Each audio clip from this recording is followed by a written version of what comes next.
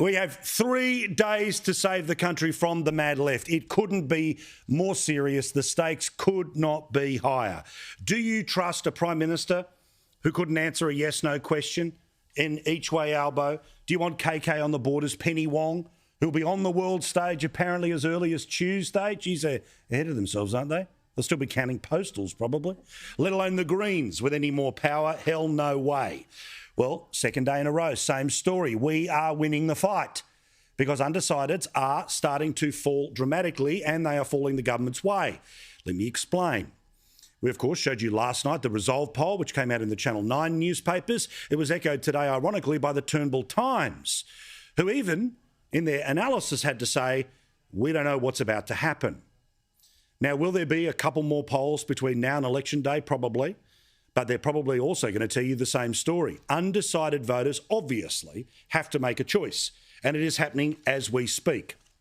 But I want to show you something, that if the Labor Party doesn't get there on Saturday, one of the giant breadcrumbs that is actually a loaf of bread for the gallery that'll be trying to work out what went wrong, how, why, what's it a meme?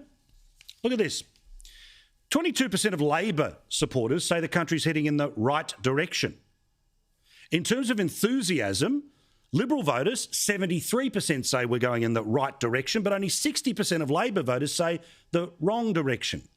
This is exactly the same problem that Shorten had, which was if supposedly everyone hates the Prime Minister, everyone wants a change, you would imagine that you would have greater enthusiasm than the Greens.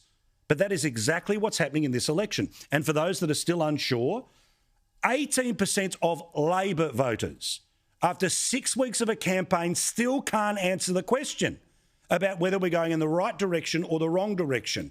That is the election. So when you have a look at the undecideds, according to the Essential poll today, it's just 7% now. Nationally, remember, we were talking about 25% a couple of weeks ago, 5% in New South Wales, 11% in Victoria, 6% in Queensland, 4% in South Australia, and 7% in Western Australia. So the primary vote, the Liberal Party is now ahead of Labor on first preferences. Of course, you add Labor and the Greens together, but 35 plus 39 does not equal 50.1. So guess what?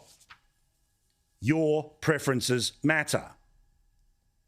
And also, when we have a look there, that potentially, nationally, but it's a little higher depending on what state you want to go into there, the idea that 7% of the country could put its preferences eventually behind the government, that wins the election.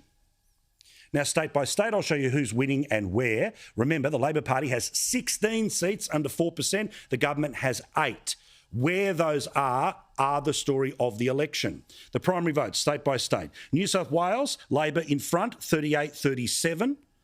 Victoria, the Liberals in front, 35-32. And according to this poll, there's been a collapse for Labor in Victoria.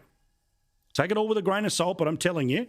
In Queensland, Liberal Party, 38 to the Labor Party's 34. South Australia, 39-36 in favour of Labor. And Western Australia, the worst place in the country for the Liberal Party, with apparently a primary vote of 33%. So when you start to put together the seats and the numbers and all the rest of it, Albo needs 7 to become Prime Minister in his own right. Well, really in name only, he's going to be Aussie Joe Biden, the real Prime Minister. Take your pick. Will it be Penny Wong? Will it be Christina Keneally? It'll definitely be a mean girl who'll be calling the shots more than the figurehead of the operation. So the assumptions are maybe a couple in Western Australia fall, maybe something happens in South Australia, who knows what happens in Tasmania. That's it, it's all over. Only problem is the two of the 3 most marginal seats for Labor are in New South Wales, whereas we showed you last night their vote, according to the Resolve, is going up. In regional areas right now, the government is outpolling the Labor Party, which means places like Corangamite might be a chance in Victoria. The Nationals are very confident, but they were last time, about Lingiari in the Northern Territory. So anyone who wants to tell you this thing is over doesn't know what they're talking about. Nothing is inevitable, and your preferences matter. Because put simply, if you choose the government at number 2, you will return the government. If you go any lower than that, you're going to get each way elbow. If you're supposedly annoyed about net zero 2050, what do you reckon Albo's going to do when the UN will be invited to Australia to do a climate conference of which they will be hosting, where they can't pass anything through the parliament without the help of the Greens? I get it. There are lots of people, apparently 7% around the country, who want to do something else with vote 1. Fine, fair enough. But vote 2, you've got to back in a government. And I think the choice is rather obvious that each way Albo, as the figurehead, the Aussie Joe Biden, would not be the right choice.